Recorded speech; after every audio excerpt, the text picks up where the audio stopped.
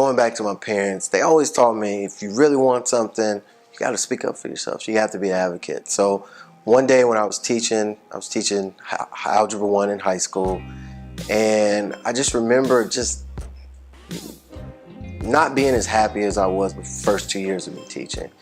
And it had nothing to do with the kids. It had a lot to do with the policies in place. It had a lot to do with the adults in the work environment.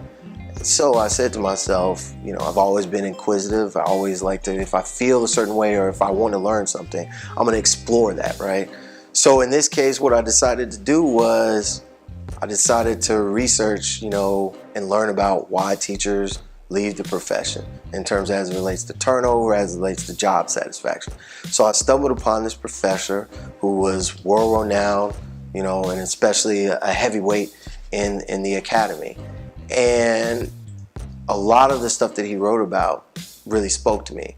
And they were heavy on the quantitative side, the articles, and because I had a math degree, it was easy for me to kind of understand the statistics and the quantitative nature of the studies.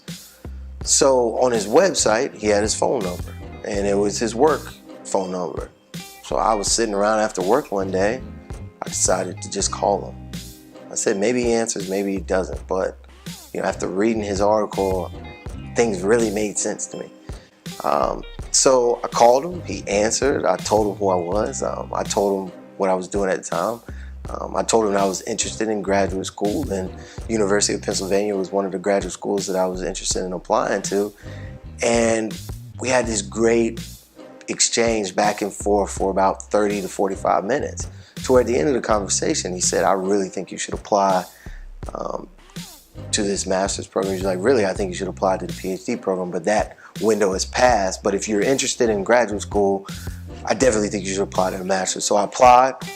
2 weeks later, I was accepted, into their education policy program, and 3 months later, I moved to Philadelphia. So I think you have to always be flexible, and nimble, and seek on new challenges.